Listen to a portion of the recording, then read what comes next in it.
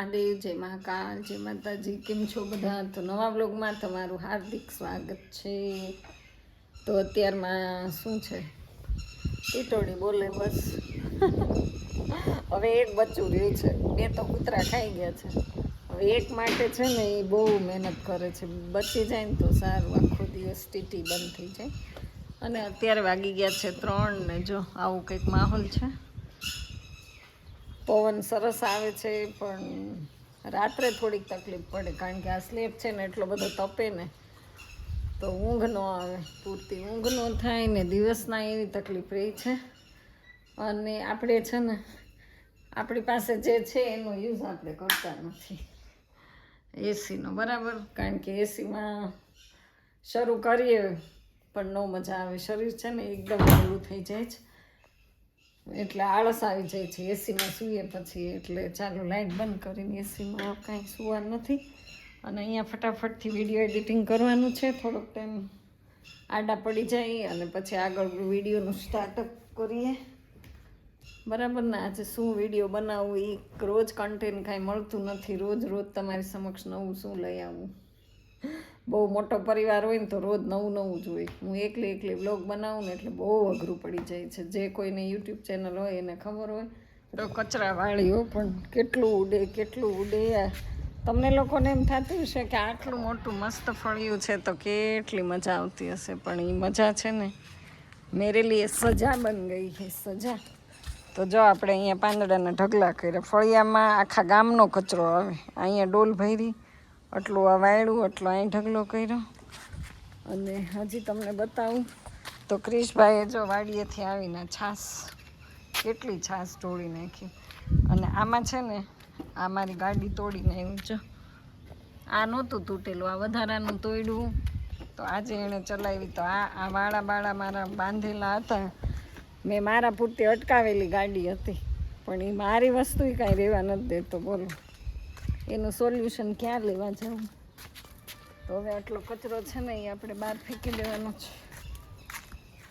સવારમાં 10 ડોલ થાય, બપોર પછી આટલો કચરો આવે. જો ઉડ્યું, ક્યાં જવું તારે?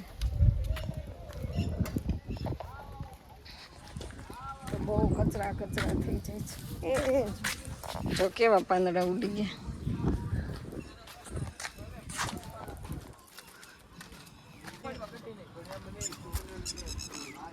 અને ક્રિક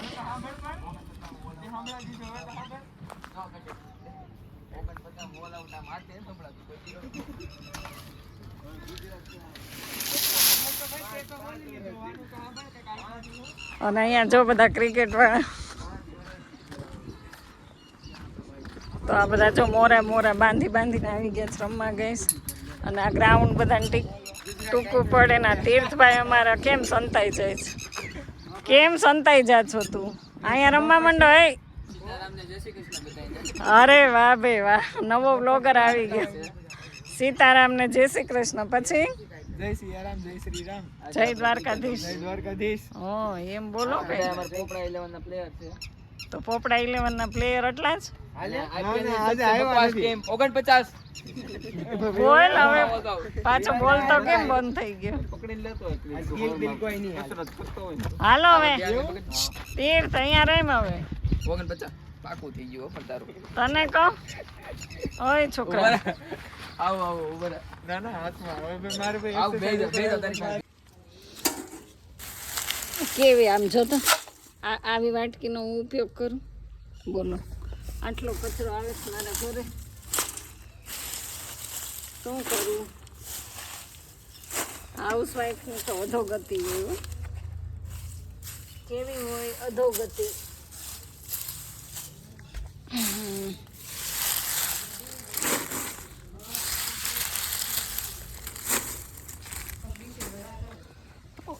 દડો જો આમ પડ્યો છે.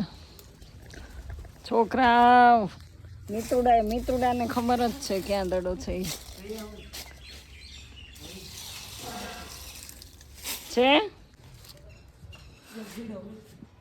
તો એક જ છે હો આજે. તો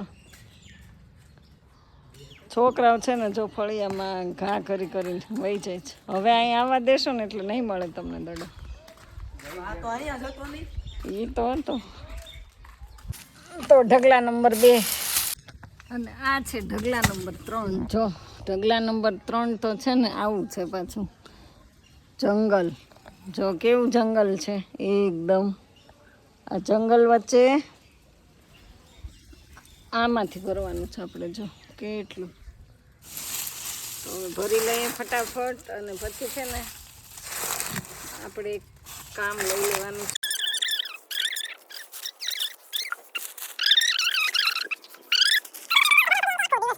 મોબાઈલમાં જ રીચ. તો સરસ મજાના વાડીથી જો શું છે ને શાક લઈ આવ્યા હતા. તો આપણે છે ને વિતરણ કરી દીધું. આ ગાજરિયા તો બહુ જાજા બધા લઈ આવ્યા હતા વાડીના. તો આને અત્યારે તો હમણાં કટિંગ કરવાનું છે અને આ બેગન છે ને એને ફ્રીજમાં મૂકવાના છે. બોલો જો તોય થોડાક લંચાઈ ગયા તડકાના હિસાબથી. ફ્રીજ તો આખું શાકના ઢગલાથી ભર્યું છે. અમે કંઈ જગ્યા નથી. જો કોબી ને ક્યાં રાખીશ. તો ગાઈઝ આપણે છે ને ગાજર લઈ લીધા. જો એને અહીંયા નીચે મૂકી દીધા. તો હવે આને છે ને કટિંગ કરી અને મૂકી દેવાના છે. જો સૂકવી દેવાના છે.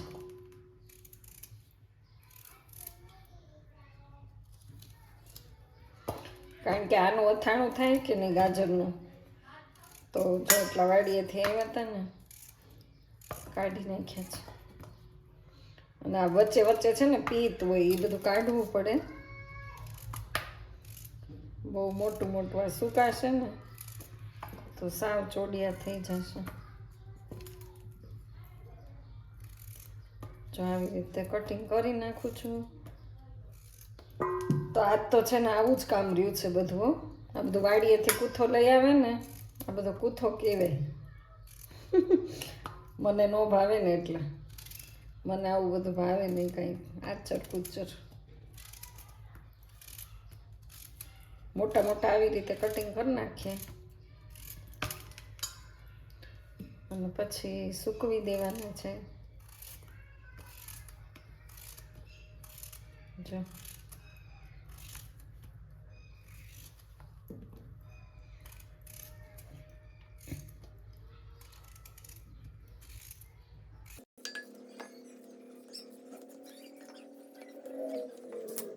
સરસ મજાની.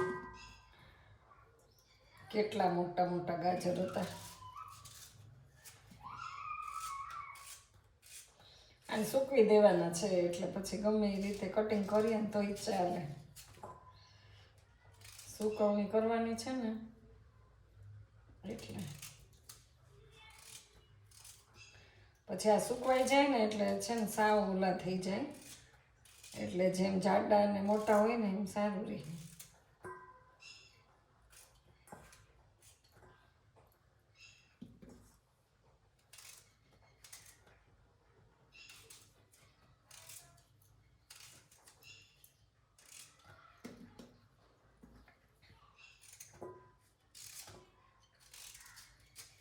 છે ને આમાં આપણે હળદર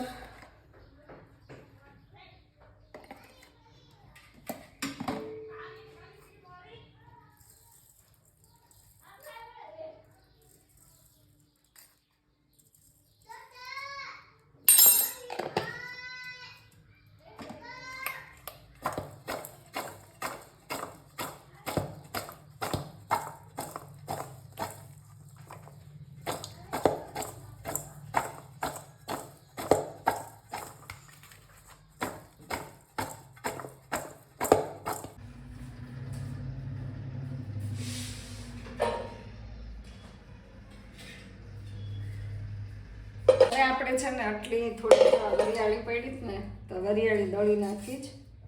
કારણ કે ઘણા ટાઈમથી પડી છે. ચાલ ખરાબ બધું છે.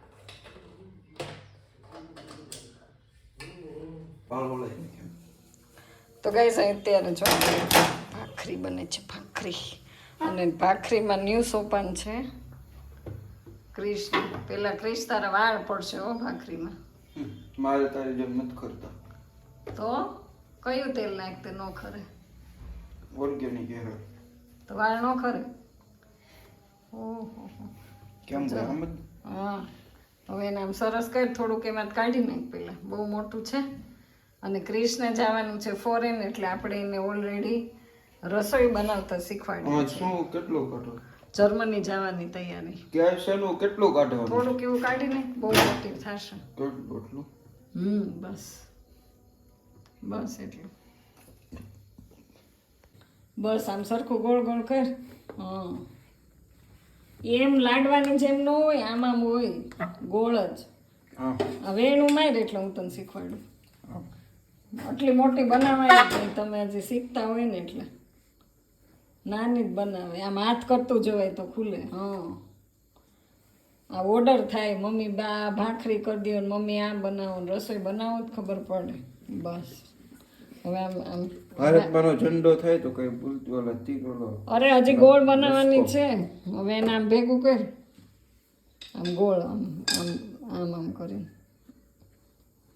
બસ જો એમ એટલી બધી તોડી નહીં નાખવાની પોચી પોચી ઉપરથી વધારે કાઢી નાખવાનું આમ લાડવું બસ બસ હવે એને આમ આમ કરવાનું જો આમ આકીરે આમ આકીરે આમ આમ કરતું હા જવાનું પણ મૂકી દે હા એમ નખ મારવાનું નખ મારી ક્યાં છે નખ નો હોય તો આંગળી જ છે ને ક્યાં છે આમાં નખ નખ ખાઈ ગયો તું કેમ બાકી રહેવા દે છે કઈ ભૂખ્યો રહે છે એટલે હાલો હવે ક્રિશભાઈ અમારી ભાખરી સરસ વણજે એમાં ડિસ્કો ન કરવાનો હોય ક્રિશ સરખી રીતે હોય વણવાની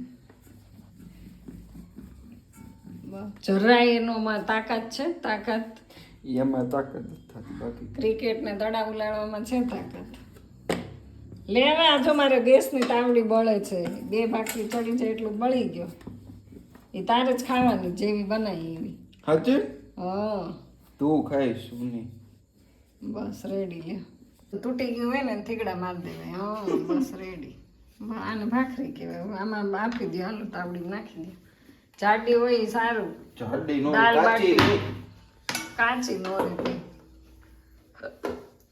આવડી ગઈ આવડી જ જાય ને જે નથી કરવાનું એ તો આવડે જ છે ને